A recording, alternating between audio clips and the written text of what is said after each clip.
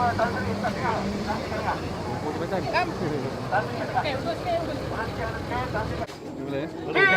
kilang, robokan, robokan. Kilang, kilang, robokan, robokan. Kilang, kilang, robokan, robokan. Kilang, kilang, robokan, robokan. Kilang, kilang, robokan, robokan. Oke. Tangan ada dua. Robokan ini. Kilang haram. Kerajaan itu merobohkan. PS pakai merobohkan.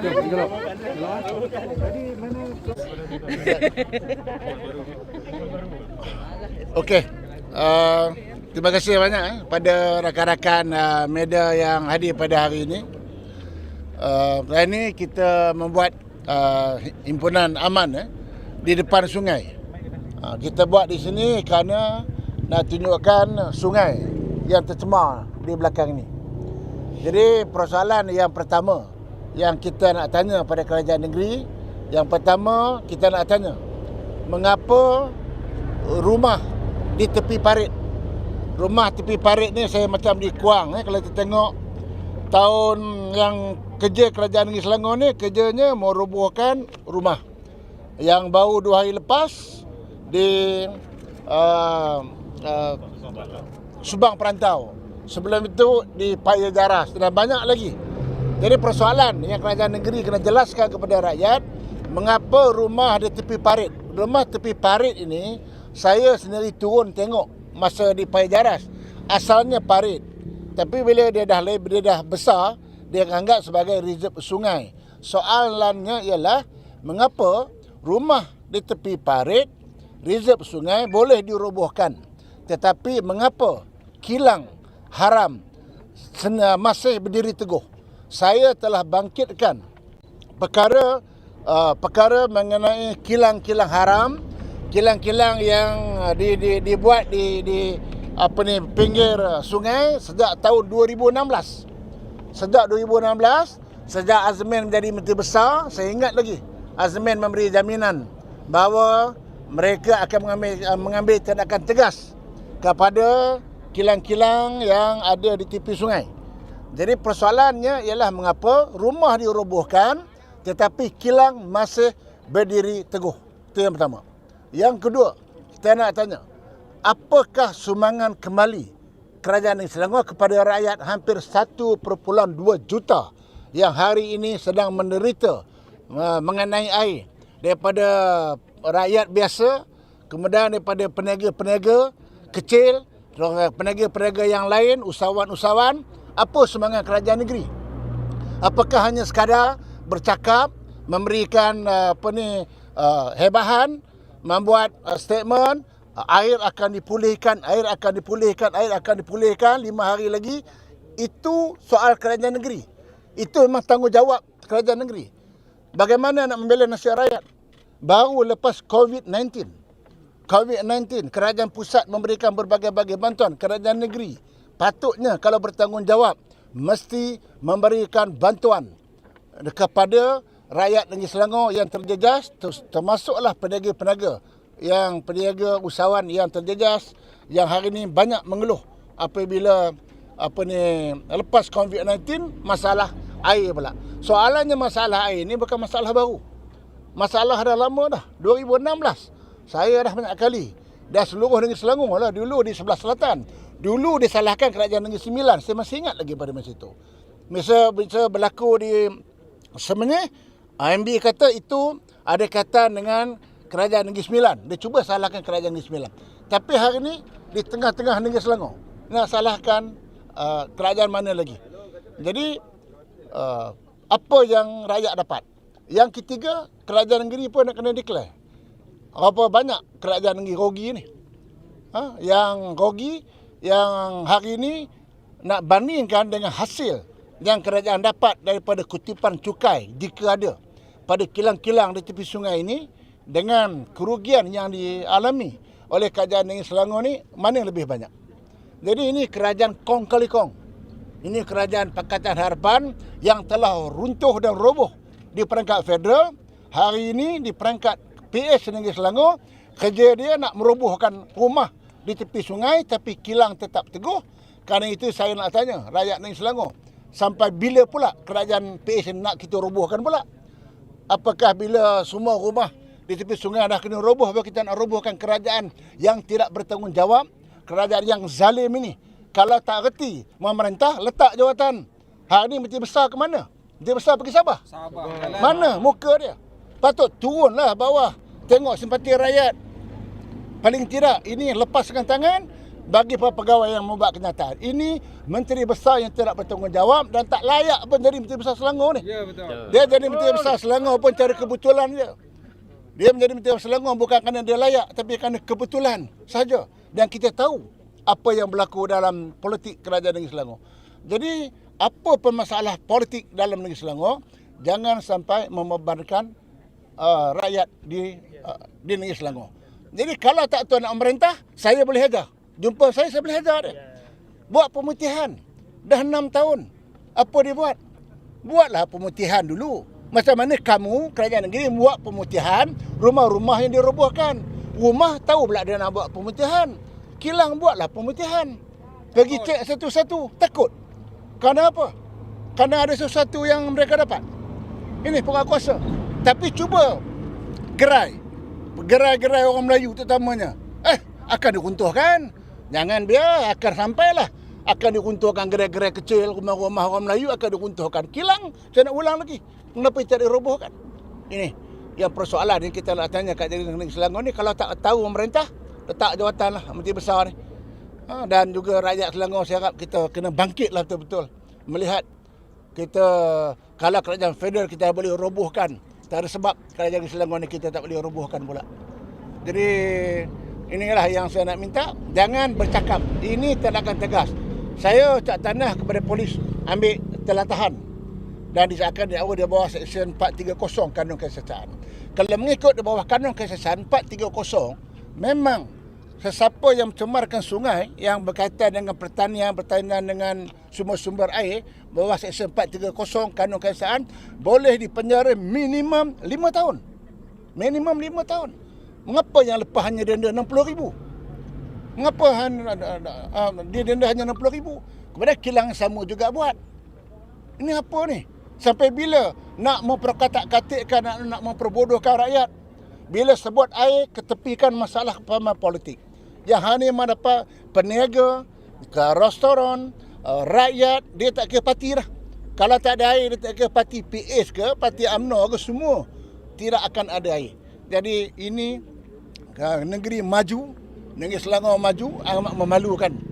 Masalah air yang saya kata kerajaan negeri Selangor nak bolehlah membuat satu tema, iaitu tema kita ialah tahun melawat Selangor ialah air tak ada. Itu lebih baik. Tahun melawat Selangor tanpa air. Jadi biarlah orang datang tengok bagaimana susahnya rakyat Selangor ini bila air tak ada. Okey?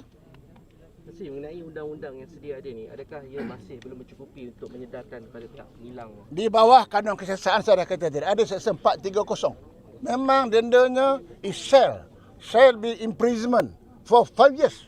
Or dia boleh denda or both. Jadi saya pun tak pasti. Yang dulu 60,000 denda ni PBT denda ke poli denda? Ni tanya lawyer saya. Tak pasti. Kebenaran merancang tak ada, building plan tak ada. Kilang ni Tanah pun kuatir tanah bukan untuk industri. kita kena cek adakah kebenaran merancangnya ada. Tanah tu betul ke tanah industri? Kita orang kampung nak buat kadang-kadang bangunan kecil pun dia kacau. Mengapa nak buat kilang? Kerana ada kilang itu di tapak industri ataupun di tanah pertanian. Ini nak kena betul. Buatlah pemutihan, pergi semak, pergi tengok betul-betul. Dan kalau betul-betul dia melanggar peraturan, tutup. Jangan saja cerita. Terus tutup. Lesen jangan bagilah.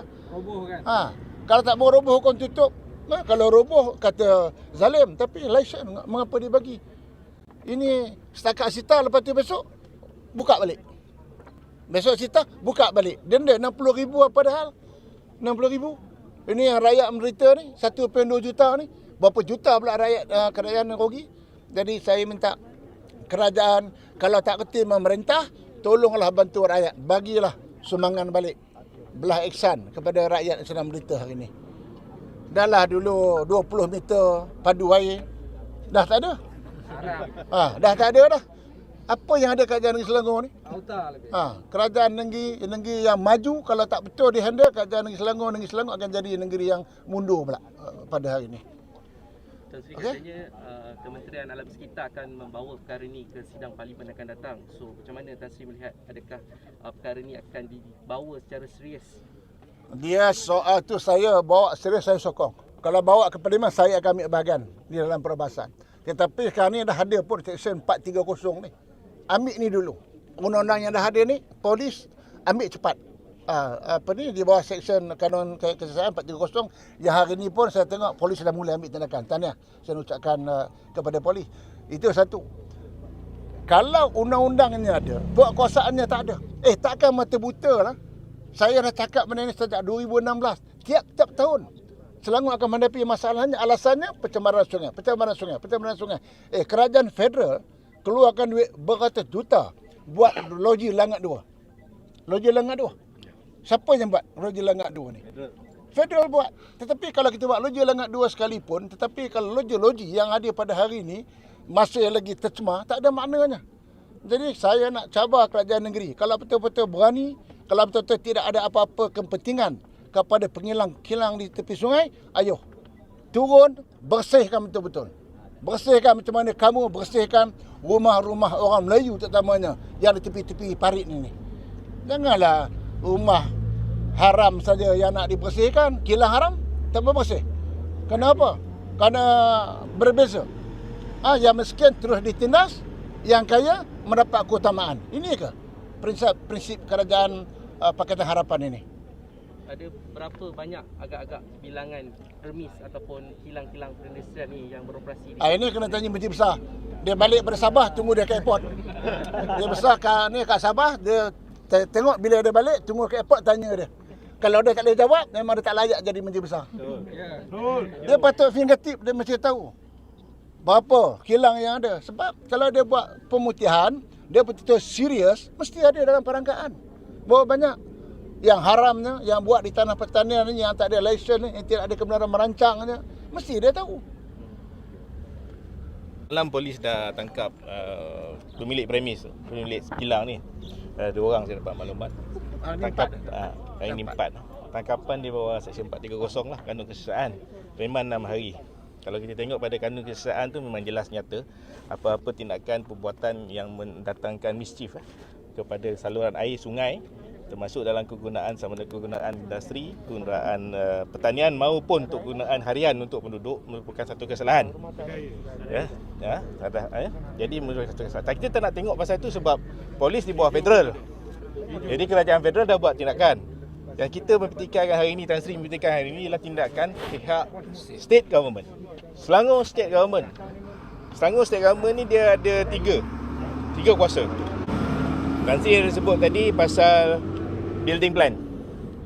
Maknanya di bawah local council tu, PBT. Building plan ni di bawah Akta Jalan, Parit dan Bangunan. Kesalahan bangunan tanpa izin. Saya tengok banyak illegal extension. Kalau kita tengok dalam TV, bangunan tu nampak besar. Sebelum nak buat bangunan kena ada kebenaran merancang. Kebenaran merancang ni bawa Akta Perancangan Bandar dan Desa 1976. Tak ada kebenaran merancang, satu kesalahan yang besar. Beratus-ratus ribu denda ada dan juga boleh ambil sitaan. Yang ketiga berkenaan dengan kanun tanah negara, iaitu kegunaan tanah. Saya rasa tanah-tanah yang sekitar kawasan-kawasan sama ada tanah milik kerajaan ataupun tanah itu kegunaannya untuk pertanian. Jadi tiga-tiga kuasa ni adalah kuasa kerajaan negeri. Ini reserve sungai juga. Dan reserve sungai bawah saliran perlulah diwartakan. Kalau diwartakan, kerajaan negeri juga wartakan. Saya khawatir sengaja tak diwartakan tu, Tan Sri. Bila diwartakan nanti, ada buffer zone. Buffer zone tu menjadi hak milik kerajaan, bukan hak milik pemilik kirang. Hari ini yang selalu orang confuse. So saya nak nyatakan di sini bahawasanya hari ini tanggungjawab kerajaan negeri Selangor amat berat. Dan saya nampak hari ini ternyata rakyat Selangor dan termasuk Kuala Lumpur 1.3 juta menjadi mangsa. So, kita akan lihat nanti mungkin lepas ni kita akan buat satu kluster zon tindakan ke Tan Sri. Kita akan bincang macam mana bersama-sama dengan penduduk Selangor jika mereka mahu. Kita boleh cadangkan Tan Sri, kita boleh cadangkan. Terima kasih. Terima kasih bersama Bro Jingo Channel. Mohon subscribe channel ini bagi mengikuti video menarik di masa akan datang. Jika anda menyukai berita ini, mohon like dan share sebagai tanda sokongan anda. Sokongan anda amat dihargai. Terima kasih.